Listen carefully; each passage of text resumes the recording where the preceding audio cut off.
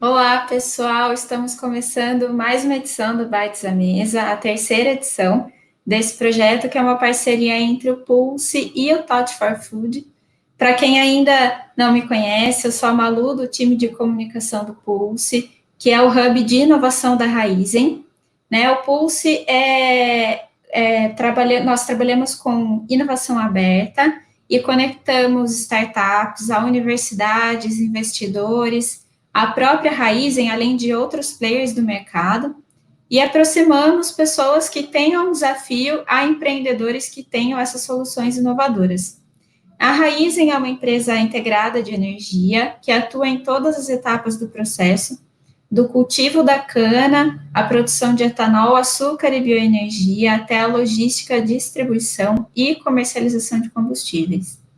Hoje, meu parceiro aqui na moderação é o Matheus, representando o Touch for Food, e ele também vai falar um pouco para vocês sobre a organização. Show de bola, pessoal. Malu, é muito bom poder contribuir com esse projeto super bacana, que é o Bites à Mesa, né? Então, eu queria agradecer primeiramente ao Pulse, né, por essa oportunidade de estar com esse projeto tão legal. A gente está com muita saudade de visitar vocês aí fisicamente, né? Acho que isso não dá para esconder, né? Mas a gente sabe que por um motivo muito nobre, cada um está em casa, cuidando da saúde sua e das pessoas queridas, né? Como a Malu falou, eu sou o Matheus Calheiros, eu sou embaixador do Talk for Food aqui no Brasil. O TFF é uma fundação sem fins lucrativos, então ela está presente em mais de 150 países ao redor do mundo, onde o que a gente é? O que é o Talk for Food? O que é o TFF? Nós somos os catalisadores da inovação para a próxima geração de líderes em alimentação e agricultura, onde a gente tem uma missão muito importante, que é como alimentar mais de 9 bilhões de pessoas até 2050, né? Quando a gente vê nessa estimativa da FAO, né, com os ODS, tudo, a gente precisa correr atrás disso, né? E é com essa pergunta também que eu faço até uma ponte para o nosso terceiro episódio do Bites à Mesa, com um convidado muito bacana. Quando a gente fala de alimentação, tem que ser criativo, tem que buscar soluções, e o convidado de hoje, ele trouxe uma solução completamente fora da caixa. O nosso convidado é o Luiz Felipe Carvalho, ele é fundador da Racuna. A Racuna é uma food tech que produz alimentos saudáveis através de proteínas de insetos. Então, Luiz, muito obrigado por ter aceitado o convite. E para a gente dar esse start, eu queria que você comentasse um pouco com a gente sobre a sua história e de onde surgiu essa ideia tão bacana da Racuna. Legal, gente. Primeiramente, obrigado, Malu. Obrigado, Matheus, aí pelo convite. É um prazer estar aqui com vocês. Eu sou fundador da Racuna, e na Racuna nós produzimos proteína de insetos, né? Hoje trabalhamos com grilos, o inseto que a gente está trabalhando para alimentação humana hoje, e basicamente a gente tem uma fazenda de grilos, nós desidratamos os insetos e transformamos eles numa farinha, né? Num pó. E por que isso, né? Da onde que veio essa ideia? A ideia da Racuna surgiu quando eu estava no meu mestrado. Eu sou engenheiro de materiais, não tem muito a ver com o assunto insetos e também alimentação, mas durante o meu mestrado eu sempre pratiquei muitos esportes e eu senti a necessidade de uma proteína mais natural, né, mais saudável e ao mesmo tempo que tivesse um bom grau de absorção pelo organismo. Eu não estava muito afim de proteínas sintéticas, digamos assim, do mercado, como whey protein, soja, porque elas tinham muitos ingredientes químicos. E eu comecei a pesquisar no Brasil e eu não tinha muitas opções saudáveis e naturais. E comecei a ver lá fora o que estava sendo feito e eu vi uma startup nos Estados Unidos que estava fazendo barra de proteína com farinha de grilo. Eu achei a ideia super interessante, comecei a pesquisar mais, vi que tinham outras empresas fazendo isso no exterior e ninguém fazendo no Brasil. Eu acabei comprando um curso de criação de insetos online do Gilberto Schickler, um grande criador de insetos, e comecei a criar um pouco de grilo em casa mesmo, na República. E daí eu chamava alguns amigos, fazia alguns testes, a gente fritava o grilo inteiro, né?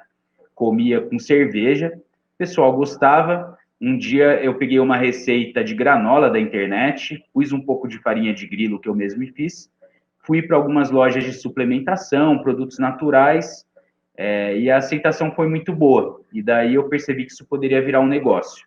Foi mais ou menos assim que começou a ideia da Racuna. Depois disso, eu estudando mais, eu caí num report da FAO, né, da ONU, onde tem mais de 200 páginas só sobre insetos como um fator de segurança alimentar. E daí eu vi que, além de nutritivos, de gostosos, eles são muito sustentáveis. E são até uma aposta da própria FAO, né, para a gente combater a desnutrição. E é um fator de segurança alimentar, como o Matheus mesmo falou, para auxiliar a gente a alimentar quase 10 bilhões de pessoas aí em 2050. Legal, Luiz. Aproveitando esse gancho, né? Você falou que surgiu aí primeiro em questão de saúde, você queria uma alternativa de proteína sem tanto químico. Quais são as vantagens, então, do consumo dessa proteína à base de farinha de grilo ou da alimentação à base de insetos? Os insetos, eles têm muita proteína, né? Eles são muito inteligentes em converter o que eles comem para proteína. Então, para você ter uma ideia, se você comparar o grilo in natura com um bife, o grilo tem quase 2 vezes mais proteína, mas o grilo desidratado, a farinha dele, chega a ter 65% de proteína. E é uma proteína de alto valor biológico, ou seja, ela tem todos os aminoácidos essenciais, que são aqueles que o nosso corpo não fabrica, né, não produz, e a gente tem que obter através da alimentação.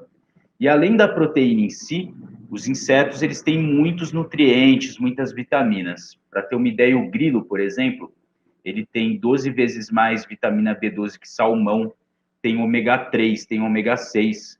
4 grilinhos têm a mesma quantidade de cálcio que um copo de leite.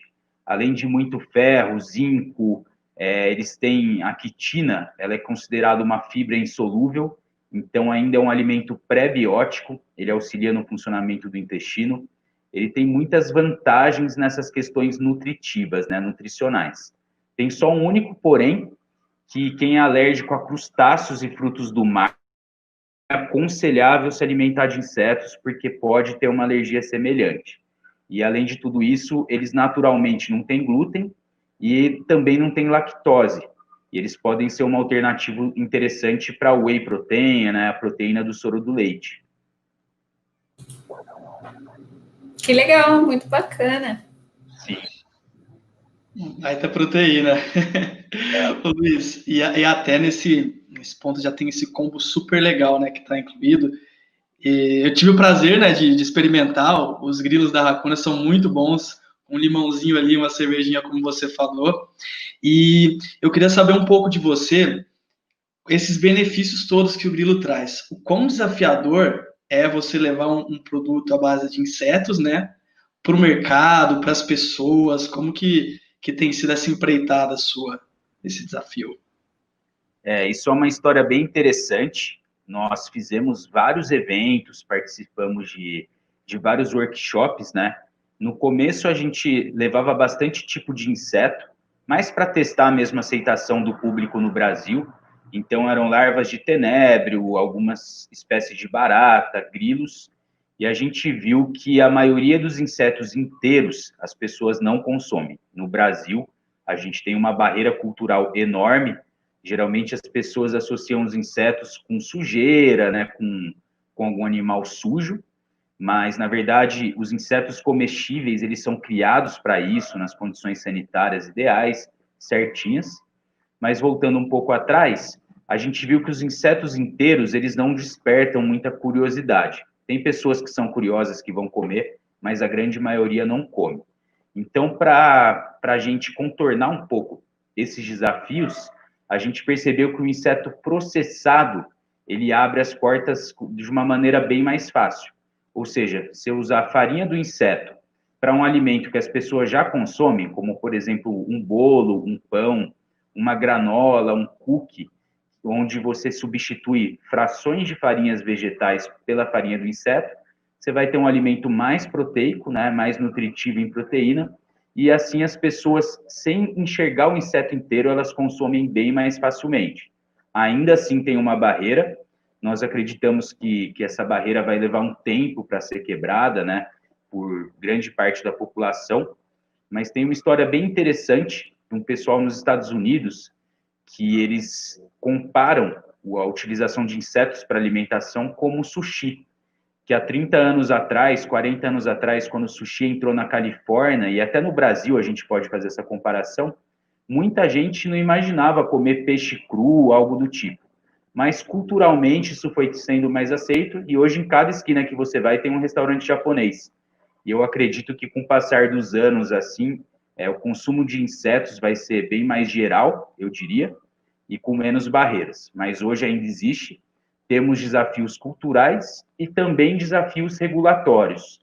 Hoje os insetos liberados pela Anvisa, né, mas também não são proibidos. Não tem uma legislação no Brasil que permite o consumo de insetos para alimentação. Então, de uma maneira artesanal, a gente pode até trabalhar um pouco, mas para começar a crescer em escala, vai ter que passar por regulatório na Anvisa e também no Ministério da Agricultura, por ser uma proteína de origem animal. Tem algumas barreiras desse tipo, mas estamos trabalhando para a gente romper elas o mais rápido possível. Legal. Eu queria pegar dois ganchos dessa sua última resposta. Primeiro, eu acho que, como curiosidade, acho que a maioria não deve saber como funciona a criação desses insetos, por quanto tempo, como é que se dá todo esse trabalho, né? E a segunda você pegou esse ponto em que hoje não existe um regulamento. Hoje, então, essa ainda não seria uma opção escalável para conseguir alimentar um grande número de pessoas, ou isso já é possível? Bom, respondendo um pouco do regulatório primeiro, isso já é possível. No Brasil, nós não temos aí um regulatório, mas temos já todo o passo a passo da Anvisa, o que precisa ser feito. Inclusive, conversamos bastante já com a Anvisa, com o MAPA, eles estão bem cientes desse cenário mundialmente. Mundialmente, eu digo, fazendo só uma comparação rápida, geralmente em insetos a gente pensa em Ásia, etc., mas hoje esse é um movimento que está crescendo muito no Ocidente, principalmente Estados Unidos, Canadá e Europa. E lá já tem alguma regulação, os grilos, por exemplo, já são liberados pelo FDA nos Estados Unidos, então tem algumas comparações que ficam mais fáceis para a Anvisa liberar. Mas para uma escala grande, a gente vai precisar de registro, né, do ingrediente, mas ao mesmo tempo fabricando nas condições sanitárias ideais, boas práticas de fabricação, está tudo certo nesse começo. E agora, respondendo sobre a fazenda, como ela funciona, quanto tempo leva, hoje nós criamos os grilos em caixas, né?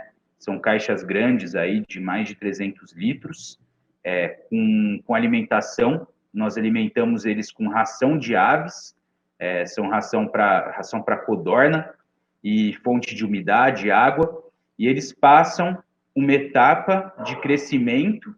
Essa etapa dura mais ou menos 60 dias, depende um pouco das condições climáticas, mas para isso a gente está pondo controle de temperatura, umidade, alguns fatores assim. E daí a gente pega uma fração desses grilos, põe para reprodução, esses grilos eles colocam ovos, e dos ovos já nascem os grilos pequenininhos, né, as ninfas, não tem fase larval. E daí a gente acompanha esses lotes por tamanho mesmo, idade, até a fase de abate.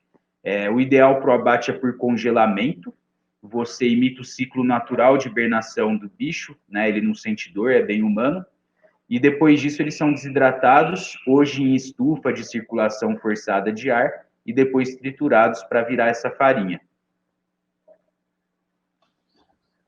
Bacana, show de bola. E essa fazenda sua, que tamanho que ela é mais ou menos, Luiz? É uma fazenda grande, é uma fazenda pequena? Pessoal que tem essa curiosidade. Hoje a gente está começando a escalar um pouco a nossa produção. Não temos uma fazenda muito grande ainda, mas eu diria que nós temos aí por volta de uns 30, 40 mil grilos, talvez, eu diria que isso dá uns 30 quilos de grilo vivo, 40 quilos hoje. A gente está mais agora também, demos um passo atrás, numa fase de pesquisa, onde a gente está melhorando parâmetros da produção e da criação, mas em breve a gente vai escalar essa produção, já estamos até olhando para soltar alguns produtos no mercado, então em breve estamos voltando aí. Luiz, uma outra curiosidade, esse é um tema bem diferente, né? Como você falou, ainda aqui no Brasil não é uma coisa tão difundida assim, mas você falou aí sobre mais ou menos o peso de grilo que vocês têm hoje, o quanto isso renderia de farinha? É o mesmo peso ou vocês não usam o inseto inteiro? Como funciona? É interessante para a farinha, o inseto ele fica em jejum durante um tempo, para ele tirar tudo que ele tem do trato intestinal, e vai o inseto inteiro mesmo. Na verdade, quando você desidrata o inseto, ele perde cerca de 2/3 do peso. Então, a conta mais ou menos é que para cada quilo do inseto vivo, né, um inseto in natura, você vai ter mais ou menos 300 gramas da farinha. Legal, bacana. Show de bola, é super interessante, tanto pequeno espaço, potencial, né? Então, todos esses questionamentos, essas que surgem aí, né, no dia a dia de alimentação, e vocês transformarem isso com os insetos é incrível, Luiz. E insetos também está muito em pauta também, né? A gente viu que recentemente teve essa nuvem de gafanhotos vindo da Argentina, que também atacou uma região da África ali, próxima à Etiópia, Quênia. O que isso tem impactado, assim, o negócio de vocês e todo esse cenário de alimentação por insetos? Trouxe mais para o radar, trouxe questionamentos? Como que foi em relação a essa nuvem de gafanhotos que veio aí? Isso é bem interessante. Muitas pessoas vieram me falar para capturar esses gafanhotos e vender como comida, né? Mas isso não é muito interessante, primeiro porque eu não sei qual é a espécie do gafanhoto, se ele é comestível ou não, e segundo que não é muito aconselhável você capturar insetos da natureza para se alimentar, porque eles podem ter aí uma série de contaminantes. Mas levantou bastante essa discussão, porque eram muitos gafanhotos, muita proteína. Eu vi que na Argentina tinha gente pegando para transformar em alimentação animal uma parte desses gafanhotos, né? E o gafanhoto, ele é um bicho que ele come muito e come muitos vegetais. Ele tem esse comportamento de produzir essas nuvens, né? Diferente do grilo, que é um animalzinho que não voa, né? Ele é mais quietinho ali. E é bem interessante porque criar gafanhoto é bem difícil. Hoje tem uma empresa no mundo só de Israel, chama Argol, se eu não me engano, que cria um gafanhoto em larga escala. O grilo ele é mais tranquilo. Se tiver um acidente, por exemplo, com grilos, eles não vão causar muito transtorno, principalmente com os nossos grilos, eles estão algumas gerações já sendo criadas, eles são meio bobinhos, digamos assim. Então, o máximo que vai acontecer é eles serem um pouco de alimentos para aves, aí que vão surgir outros animais. Mas, para isso, a gente toma muito cuidado também, tem muita cautela de fazer uma criação bem segura, para não ter risco de vazamento de insetos, esse tipo de coisa. Mas essa questão da nuvem de gafanhoto foi bem interessante, sim. Teve muito questionamento e trouxe a racuna um pouco em evidência, porque todo mundo já ouviu falar em comer insetos, né? A maioria das pessoas que a gente conversa, pelo menos, e agora com os gafanhotos está todo mundo falando que, olha, tem uma fonte aí de proteína interessante. Eu imagino que deve ter sido um período bem movimentado, né, para vocês da Racuna. Na primeira edição aqui do Bites à Mesa, a gente trouxe o Fabrício Goulart, que ele é um chefe, ele também tem uma food tech que faz trabalho com bananas bem legal. E a gente falou muito sobre economia circular, transformação digital.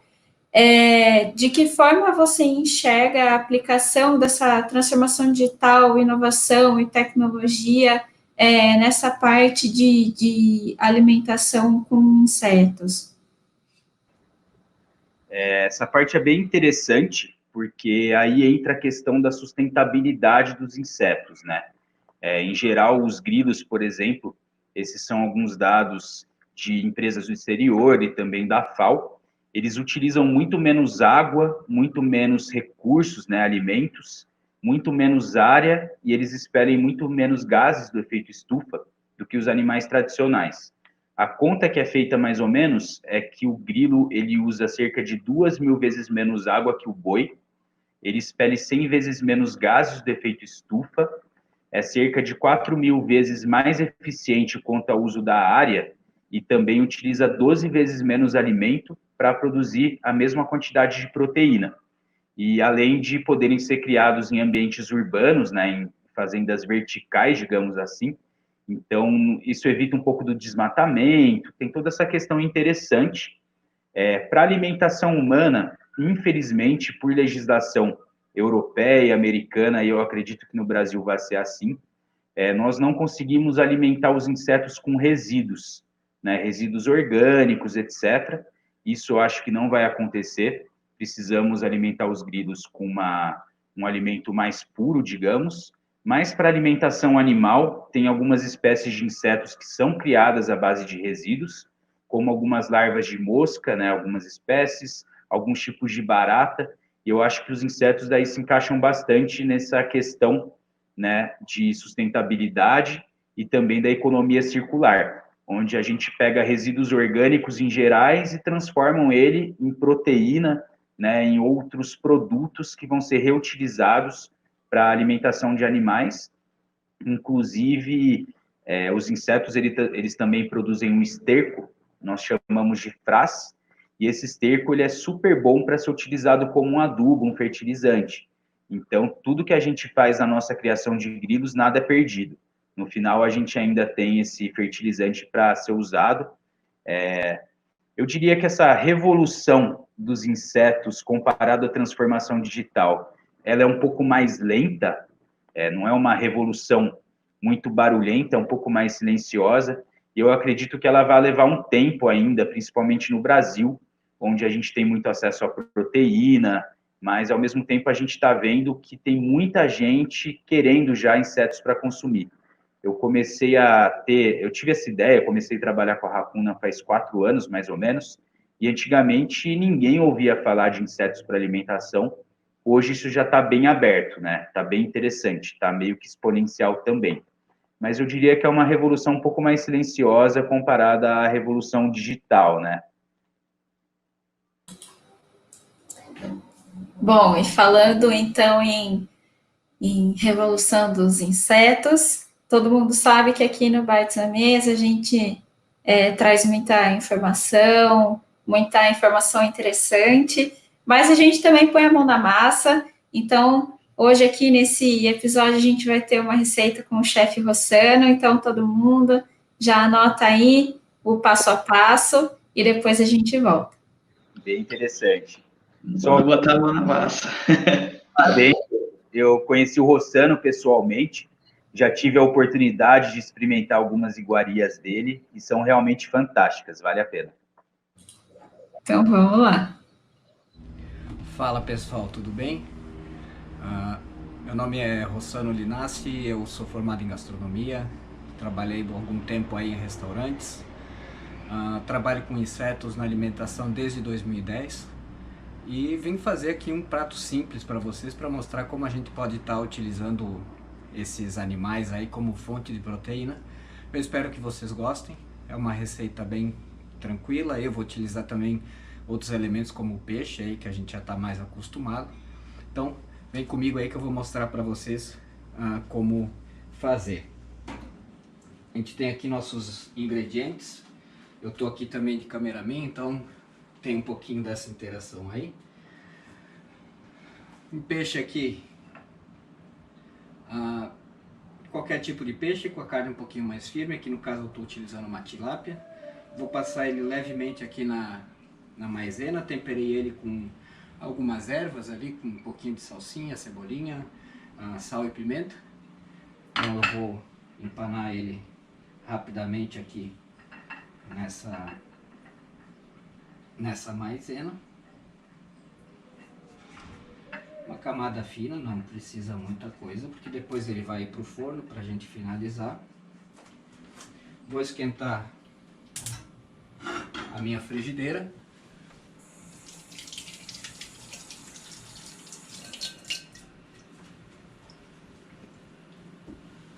Um pouquinho de azeite de oliva aqui. E essa mesma frigideira a gente vai utilizar depois para cozinhar os nossos vegetais, aproveitando aí esse molho, esse sabor que vai ficar desse peixe, né?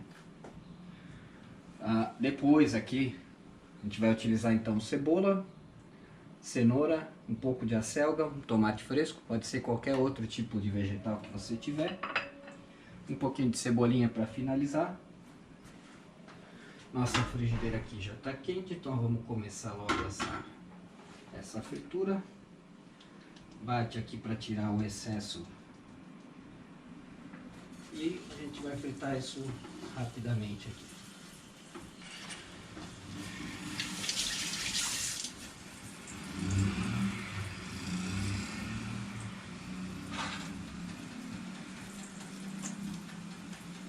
Esse é um prato extremamente fácil.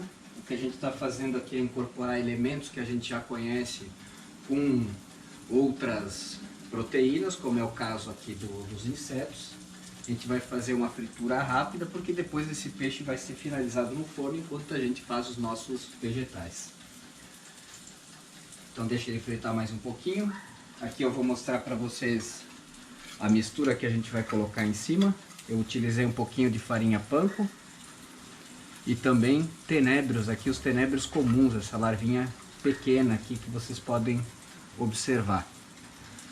Um pouquinho de tempero, sal e pimenta. Vou colocar aqui também um pouquinho de parmesão ralado.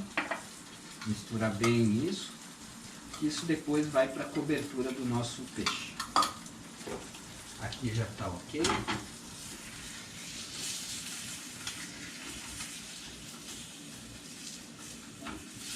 Ele aqui, mais uns minutinhos aí de fritura só para a gente finalizar essa primeira parte. Depois eu untei aqui uma forma com um pouquinho de óleo, vou colocar esse peixe aqui em cima, cobrir com essa mistura que eu acabei de mostrar para vocês, e aí sim a gente tem o nosso prato.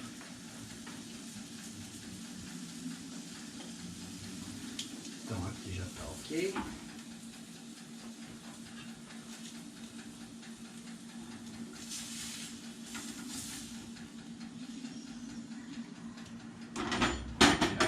Fogo enquanto a gente faz a finalização deste preparo. Aqui a gente vai pegar essa mistura e vai colocar por cima. Pode usar a mão mesmo, que é mais fácil. Grudamos ela aqui.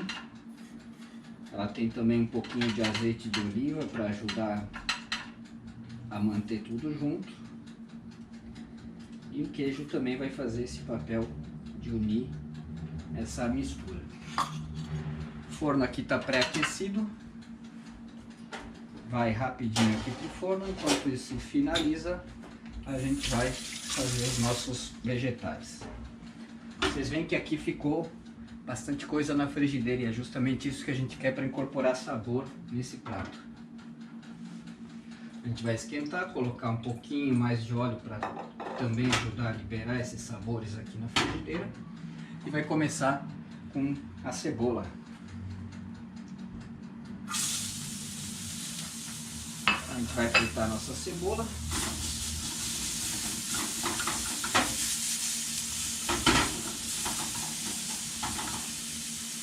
Lembrando sempre, pessoal, que os insetos para a gente consumir, eles têm que ser de criação.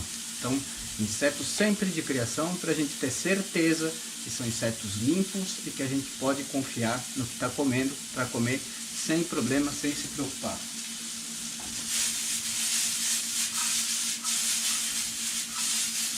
Aqui doura rapidamente essa cebola. quando ela dourou, a gente já pode acrescentar a cenoura para ela já começar a ir amolecendo.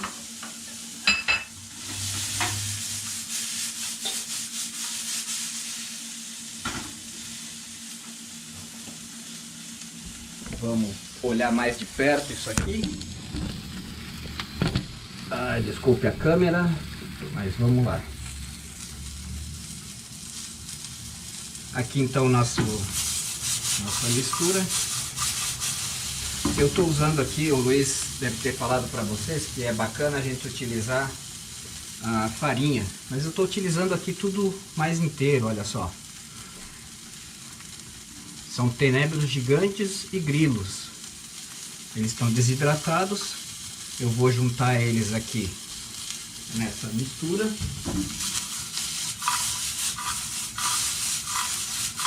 Frito eles rapidamente também.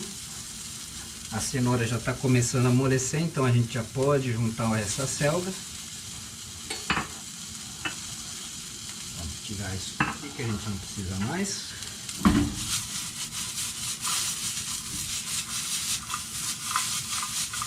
Os vegetais aí você pode utilizar aquilo que você quiser, ok? Você pode utilizar os mais variados, aí pode utilizar brócolis, pode, enfim, aí vai do gosto de cada um e das suas preferências. Vamos juntar aqui para finalizar e dar um pouquinho mais de cor no tomatinho.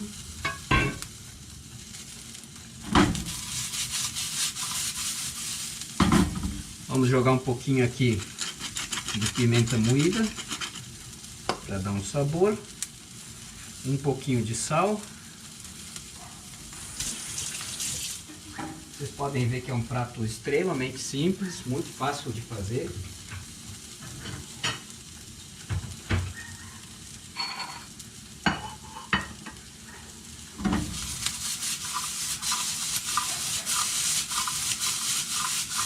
Para aqueles que quiserem, podem colocar um pouquinho de vinho aqui também, ou pode colocar um shoyu, aí vai do gosto de cada um. Saquê também fica bacana. Um pouquinho de cebolinha aqui para finalizar esse prato.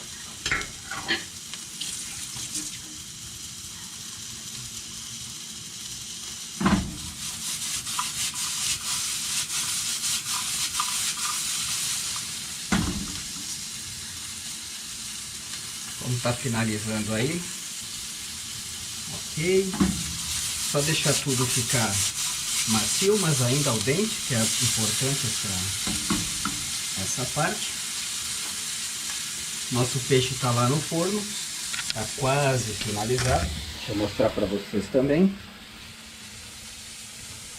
Então nosso peixinho está aí finalizando e a gente vai agora a fazer a montagem aqui desse prato.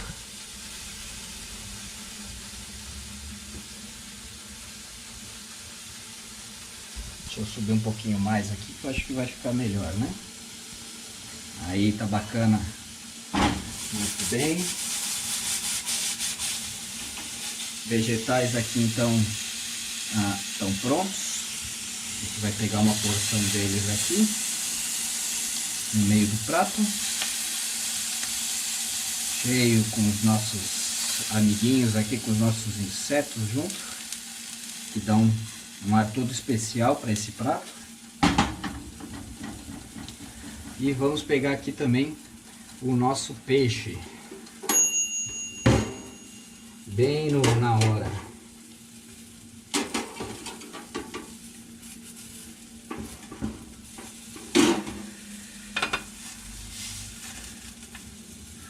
Nosso peixinho aqui já está pronto. Vou finalizar ele aqui para vocês. Olha que maravilha. Esse é um prato bastante simples. Vamos focar ele melhor aqui para vocês. Olha aí, pessoal. Peixe com um crocante de tenébrios. Aí por cima, e depois a gente tem aí o nossos vegetais. Então eu espero que vocês tenham gostado aí dessa pequena receita aí, desse preparo. Ele fica extremamente saboroso. Um prato leve, nutritivo e que vocês vão apreciar de várias formas aí, porque ele é realmente irresistível. Para aqueles que querem saber mais sobre o trabalho, eu fico à disposição.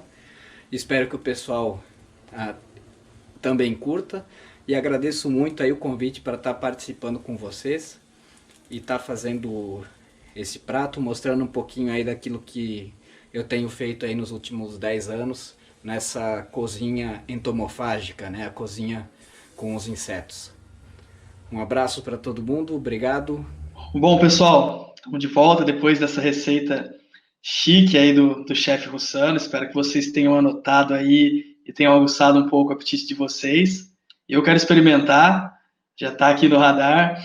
E, bom, acho que chegou o momento também da gente se despedir de vocês. Queria ouvir um pouco do Luiz também, para a gente finalizar esse terceiro episódio do Bites à Mesa, né? Foi muito bom tê-lo aqui com a gente, Luiz. Foi super bacana. Espero que o pessoal coma bastante dos seus grilos aí em breve, viu? Porque, eu recomendo, é muito bom. Legal, pessoal. Novamente, eu que agradeço a oportunidade.